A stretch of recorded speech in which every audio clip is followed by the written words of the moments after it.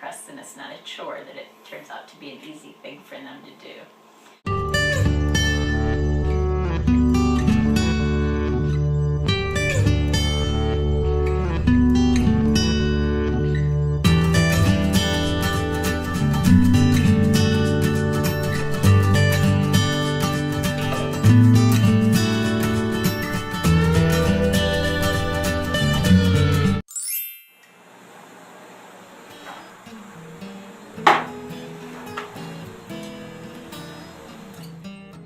Already got the 3 cups of flour in here, and the salt, and then the lard.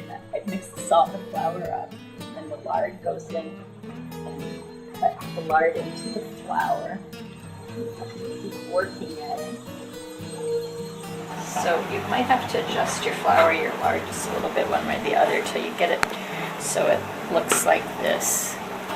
Water that you put ice cubes in. The secret is to get the water just as cold as possible and not to lose count. There's 4, 5, 6. Because this dough looks a little rich, I'm going to stop at 6 for a minute. Maybe I'll add that 7 to it in a little bit. Let's see how we're doing here. To use one of these when you're mixing the flour and the lard together. Also, to have a pastry cloth, put a stockinette on your rolling pin so the dough does not stick to your rolling pin. So lots of flour, liberal amount of flour, so you don't want anything to stick. And you also want it on your hands, like this. I'm going to make 2 crusts in here, so I'm going to divide this into 2 pieces. Half of it, roll it into a ball. This dough is good dough.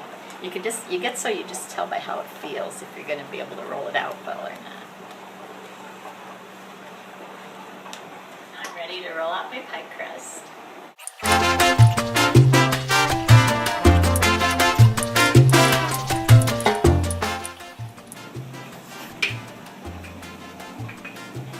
When you think it's about big enough, take your pie plate, measure. No, it needs to be just a little bigger. Put this in the pie shell without breaking it. Meanwhile, Henry, why don't you tell us what your favorite 2 kinds of pie are? Oh, I have 2 kinds of pie that I like. Only 2. 1 crust and 2 crust. Pretty good joke. Hey, I got this in pretty good today. Oh, look at this. She makes the killer peach pie. That's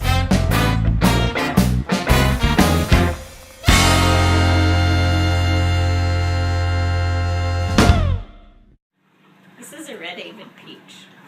If you're going to go to all the work and time to make a good homemade peach pie, use a good peach. So Red Havens or Loring's are 2 of the best peaches there are. They come into season in Indiana in August. They're a freestone peach. Get the biggest ones you can find because it means that you have to peel less of them, because you need 6 or 7 cups of peaches to make this pie. Just cut another peach off. That's peach number 4. So stir it into the mixture of cinnamon and white sugar and brown sugar and a little bit of salt and some cinnamon. Here's our pie filling. It's all our peaches. And I'm going to pour it in here. Make sure the juices get evenly distributed. There's one more peach. There, it's a nice full pie. And then you put 2 tablespoons of butter. You dot the butter on it. And then I'm going to take ice cold water and pat it on all around the outside crust. For this I take the ice cold water and just get it all around the edges so it'll glue together. Cut this in half like this, and then you put it on your pie plate just like that. Beautiful. Get it centered. It's just a little off center. You can work with it. And then glue it down with your hand like that. And then you take and you put the 2 crusts together. Wrap it top one over the bottom one.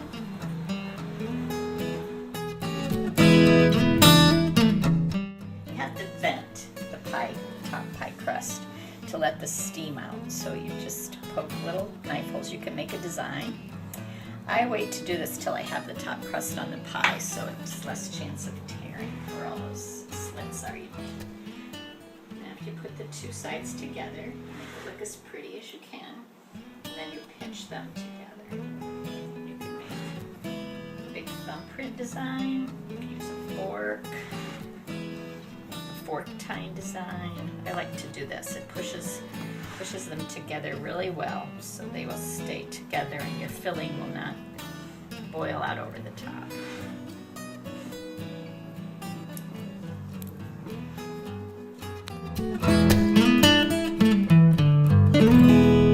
When I worked at Mass General, I would make peach pies and take them in. I would make 2 peach pies with the Dutch topping crust, and I would take them in to work with me at night. I worked 11 p.m. to 7 a.m., and I would take those peach pies in, and the Harvard med students would devour my pies. The oven is ready. Make sure your oven's preheated to 400 degrees. Put it in the center of the oven. Set the timer. And clean up your mess. I'm going to bake this for 45 to 50 minutes. I'm going to check it after 35 because it may need the edges covered. And this is a cover that you just gently put on top of the pie, and it will cover the edges so they don't get too brown.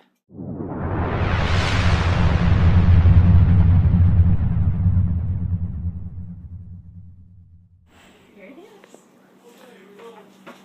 Oh, one beautiful pie. Out of the oven. There's one final thing I do. I sprinkle some cinnamon and sugar all over it. There's another way to do this. You can egg wash it with an egg white before you put it in and do this, but I like to do it afterwards.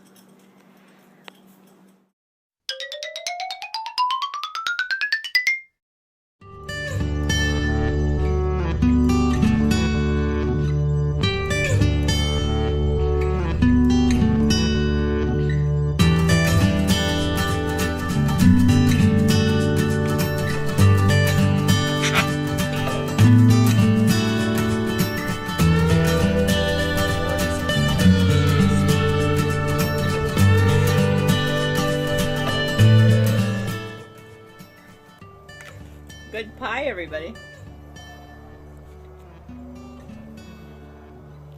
Nothing like a fresh peach pie in August in Indiana.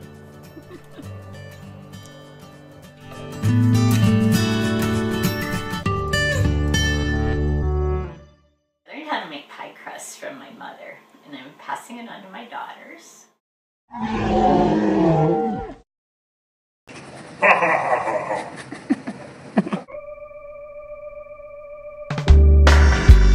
There I go, there I go, there I go, there I go. Pretty baby, you are the soul, snaps my control. Such a funny thing.